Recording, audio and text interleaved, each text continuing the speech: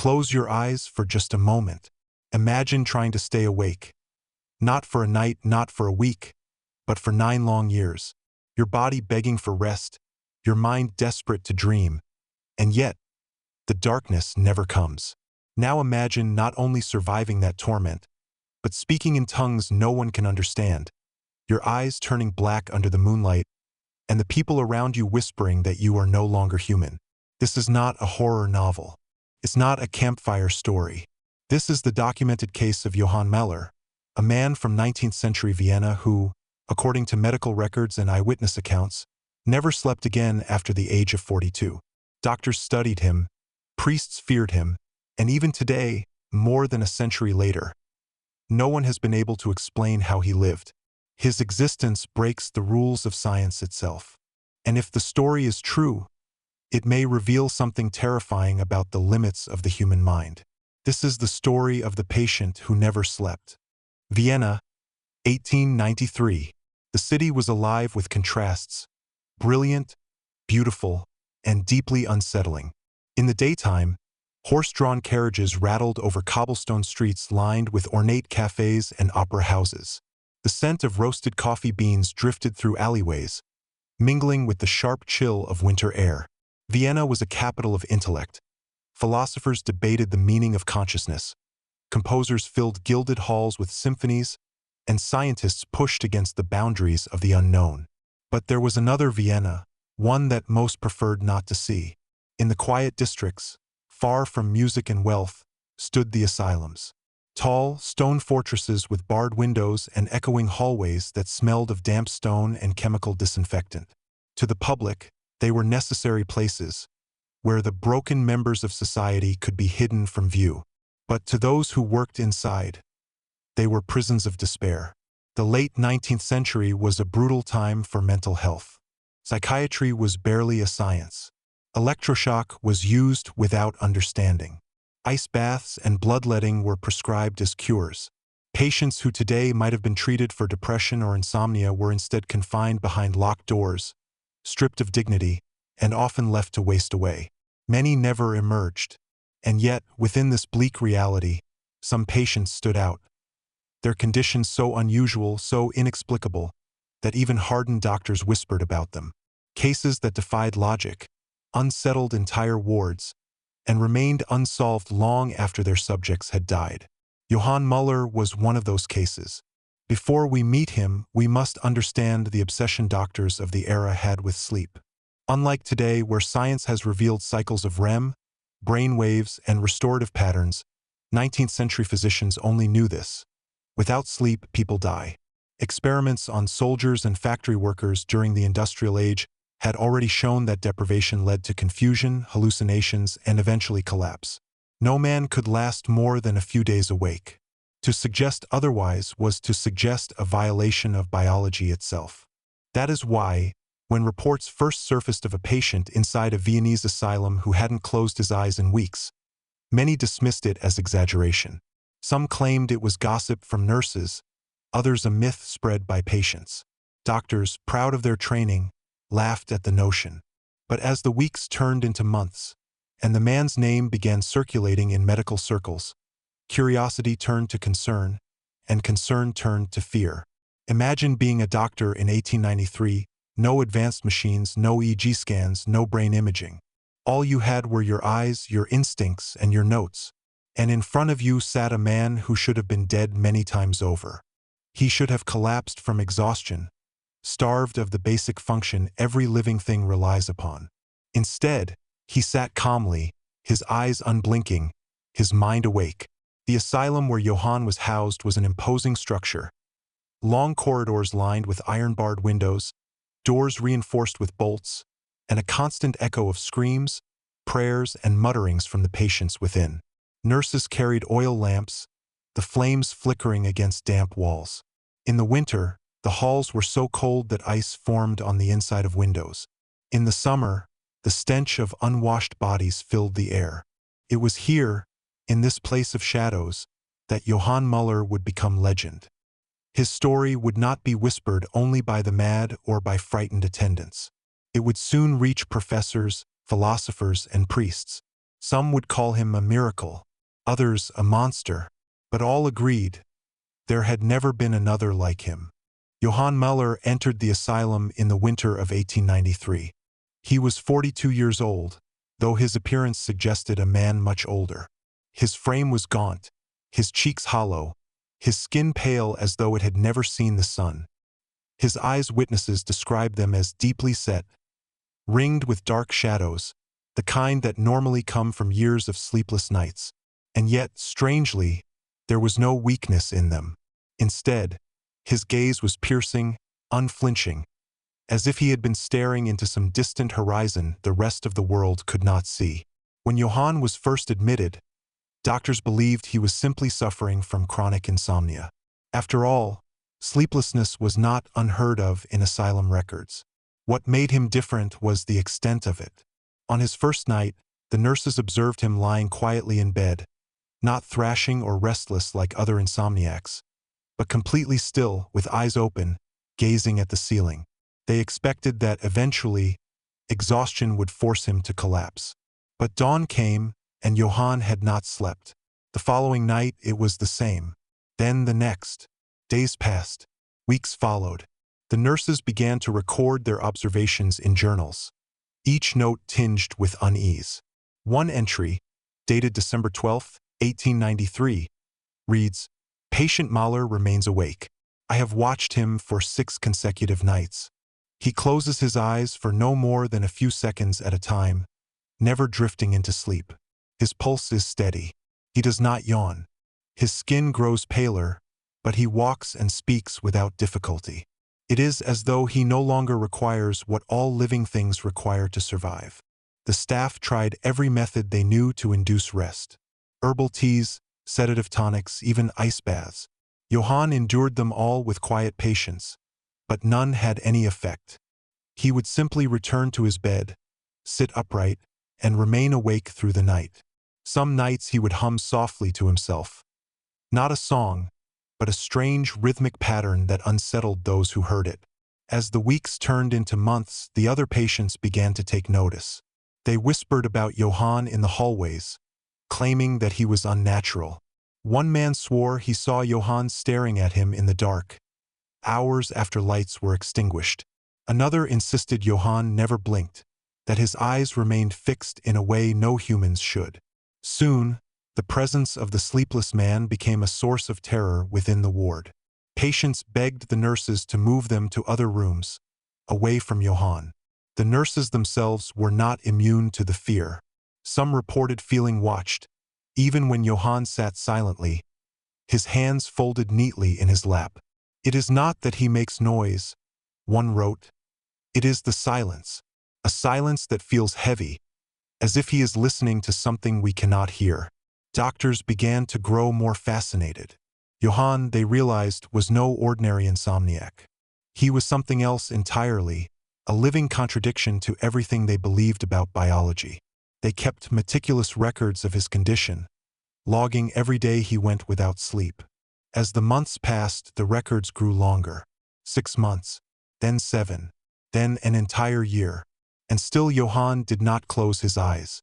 Remarkably, he did not deteriorate as one might expect. He grew thinner, yes, but his mind remained sharp.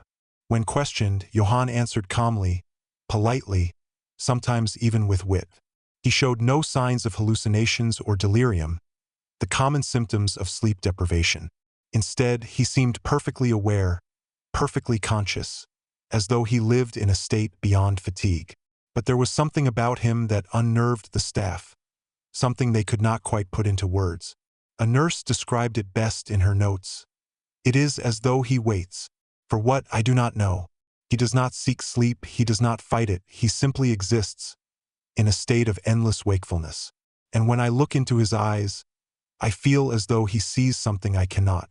Something vast, something I am not meant to understand." Johann Müller had become more than a patient. He had become a legend whispered in the halls of the asylum, a figure who unsettled both doctors and the damned. For while other men suffered and screamed for rest, Johann remained calm, wide-eyed, and unyielding. It was only the beginning. At first, Johann Müller was simply regarded as a man who could not sleep. But as time passed, something more disturbing began to reveal itself. His condition was not just about the absence of rest. It was about the presence of something else. Nurses on night duty were the first to notice. When the asylum grew silent, when the cries of patients dimmed and the corridors emptied into uneasy stillness, Johann would begin to murmur. At first, it sounded like ordinary speech, perhaps a prayer, perhaps a muttered conversation with himself. But when attendants leaned closer, they realized the words did not belong to any language they knew. The sounds were rhythmic, rolling, structured, but alien. They brought in a priest who declared it was not Latin. Scholars later examined the notes and admitted it was not Greek, Hebrew, or any dialect recorded in European texts. Some believed it to be nonsense, the gibberish of madness. Others were not so sure. The murmuring grew stranger still. Sometimes Johann's voice deepened, dropping into tones impossible for a man of his build. At other times, it rose in pitch, almost like the voices of two people speaking at once. The sound unsettled those forced to listen to it, leaving them with headaches, chills, and restless nights of their own. It wasn't only the sounds. Guards reported that Johann's eyes seemed to change under certain light. During the day, they were an ordinary gray-blue, though piercing. But at night, when moonlight streamed through the barred windows, his eyes became completely black. Not shadowed, not simply dilated, but pitch void, like ink poured over glass. It was as though, one nurse wrote, his eyes ceased to be eyes at all. They became something else. Windows into a darkness that looked back at you. Other patients began to suffer. Men who slept in the same ward complained of terrible nightmares. They spoke of endless corridors that stretched forever, of clocks without hands, of rooms where they lay awake for centuries, never able to close their eyes. Some described seeing Johann within those dreams, standing silently in the distance, watching them. A few begged to be moved, swearing that just being near Johann drained them of their strength. One account, preserved in a nurse's diary, describes a patient who woke screaming in the middle of the night. When staff rushed to calm him, he shouted that Johann had entered his dream. "He stood over me," the patient cried, "and he would not let me sleep. He held my eyes open with his hands, and they burned. The man refused to stay in the same room after that. Johann himself remained calm through all of this. He did not lash out, did not protest, did not even acknowledge the fear he inspired. He simply sat, silent, hands folded neatly in his lap, gaze fixed on nothing in particular. When asked what he thought about during the endless nights, Johann would only smile faintly and say, "I am waiting." Asked what he was waiting for, he gave no answer. Doctors became desperate to study him more closely. They measured his pulse, his respiration, his reflexes. Each time, the results confounded them. His pulse remained steady. His reflexes were sharp. His body showed no sign of collapse, no sign of the breakdown that should have accompanied years of sleeplessness. It was as though Johann existed in a state beyond fatigue, untouched by the rules that governed other men. They placed him in dark rooms, hoping the silence and stillness would force rest upon him. He sat quietly in the dark for hours, sometimes days, never once drifting into unconsciousness. They gave him sedatives, the strongest available in that era. The tonics slowed his breathing, made his muscles heavy, but his eyes remained open.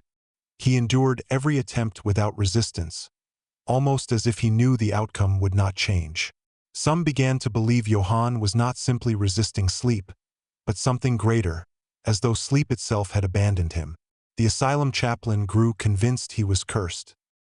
He claimed Johann was a man whose soul has been denied the mercy of dreams.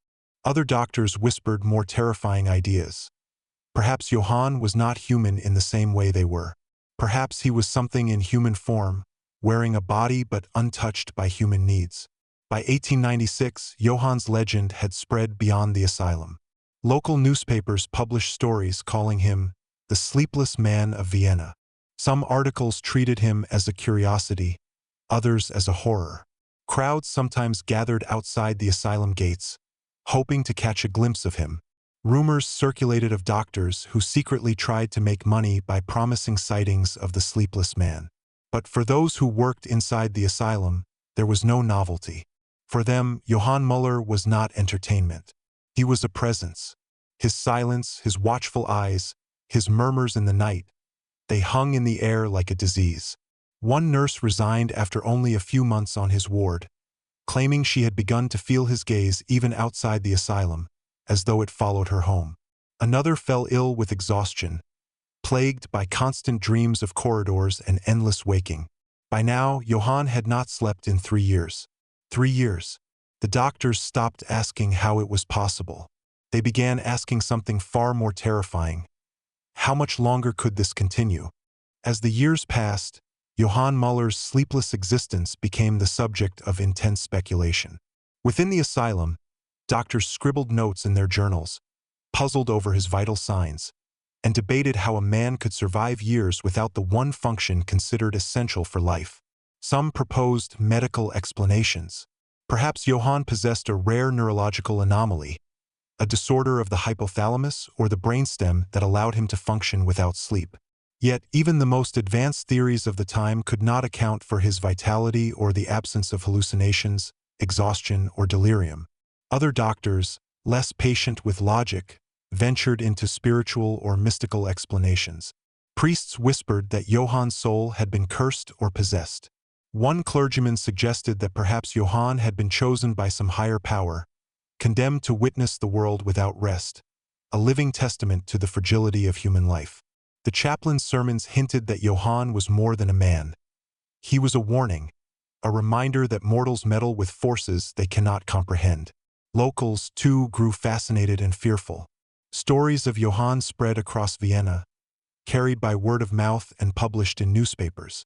Children were warned not to stare too long at strangers' eyes, lest they find themselves under the gaze of a sleepless watcher. Rumors circulated of the man who walked through wards and corridors without rest, a figure both human and otherworldly. Crowds came to see him, but those who looked into his eyes reported an overwhelming sense of dread, as though time itself had paused. The asylum staff debated the phenomenon among themselves. Some claimed Johann was simply lucky, born with a body that defied biology, a curiosity of evolution.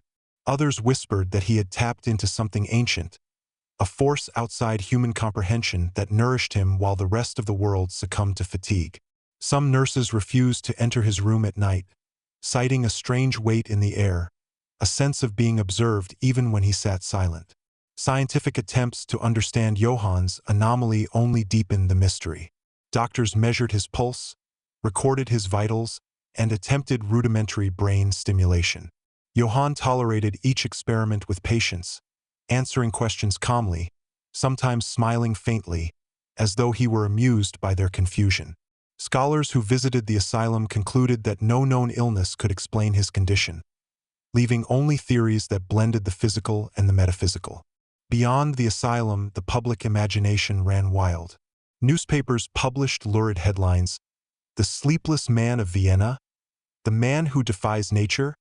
Is this man human?" Philosophers speculated in cafes about the nature of consciousness, the limits of human endurance, and the possibility that Johann had transcended ordinary life. Poets wrote verses imagining him wandering dreamless nights, eyes wide, unseen by the rest of humanity. Some doctors, growing desperate for answers, proposed tests that bordered on cruelty. They kept him awake for days in pitch darkness, observed him in isolation, and exposed him to every method of sedative and tonic they had at their disposal. Johann endured all of it without complaint. He did not sleep, and yet he did not falter. To the observers, he had become a living paradox, a mirror reflecting the limits of their understanding. Even modern historians and medical researchers, examining the case decades later, are puzzled. Johann's autopsy revealed that the part of the brain responsible for sleep was severely damaged, yet he had survived for 9 years without collapse. Neurologists and psychiatrists debate to this day whether his condition was a rare biological miracle, a misdiagnosed disorder, or evidence of something beyond science. Theories range from evolutionary anomaly to possession, to claims that Johann may have been tapping into some unexplained energy or consciousness unknown to humans. What made Johann Müller so unsettling was not only his sleeplessness but the way it affected those around him. Staff, patients, and even casual observers reported a change in the air when he was near. A palpable tension, a sense of being watched, an invisible weight pressing on the mind. Some claimed they could not sleep for weeks after exposure to him, plagued by dreams of endless corridors, eyes that stared back from shadows, and the faint whisper of voices in unknown languages. Ultimately, Johann Müller defied explanation. He became a figure of fascination, horror, and speculation. To some, he was a medical anomaly, a man whose body and mind simply refused the universal law of sleep. To others, he was something more, a creature who existed in the interstice between human and something far older, an entity that revealed the limits of mortal understanding. And as the years passed, the story of Johann Müller would travel beyond Vienna, whispered in medical texts, letters, and journals. Scholars and storytellers alike would debate his existence, some doubting the truth, others swearing by the meticulous notes of nurses and doctors who witnessed him. Yet all who studied him agreed on one point: he was extraordinary. He was impossible. And he was awake, always awake. After nearly 9 years without sleep, Johann Müller's extraordinary existence came to an end in 1902. He did not die violently, nor was there a sudden collapse. It was quiet. A man who had defied nature quietly leaving the world he had observed so intently for almost a decade. For the staff of the asylum, it was a mixture of relief, awe, and sorrow. Relief that the impossible had come to a close, awe at the life he had sustained against all laws of biology, and sorrow for a man who had never known the simple human reprieve of rest. The autopsy was carried out meticulously. Doctors had waited for this moment, knowing it might finally provide answers. What they found, however, was more confounding than anything they had imagined. The region of the brain responsible for sleep, the hypothalamus, was completely burned out, as though it had never functioned. Other parts of the brain showed no abnormality. His vital organs, despite years of strain without rest, were intact, functioning beyond what should have been possible. Physicians stared at the notes, the charts, and each other, unable to reconcile the findings with what they believed was possible. Journal entries from the attending doctors reveal their confusion and disbelief. One wrote, "It is as if nature itself has bent to a will we cannot comprehend. How could a human being, denied the very function upon which all life depends, survive so long? Sleep is necessary, and yet here lies a man who ignored it. The laws of biology have failed us, and in their failure, they have given rise to something unknowable." Even the chaplain, who had once called Johann cursed or possessed, seemed humbled. He noted in his sermons that Johann's life was a reminder of human limitation and perhaps of something beyond human understanding. Scholars debated whether Johann had tapped into a hidden source of energy or consciousness, a state of mind and body unknown to the rest of humanity. Philosophers, neurologists, and psychiatrists have continued to ponder his existence for over a century, yet no definitive answer has ever been reached. Johann's case did not fade quietly into history. Stories of his sleeplessness traveled beyond Vienna, whispered in letters, newspapers, and medical journals. Some dismissed the accounts as exaggeration or legend. Others, especially those who had witnessed him firsthand, insisted every detail was true: the murmured languages, the black eyes in moonlight, the unyielding calm of a man untouched by exhaustion. Across generations, the name Johann Müller became synonymous with mystery, with the impossible, with the fragile boundary between human understanding and the unknowable.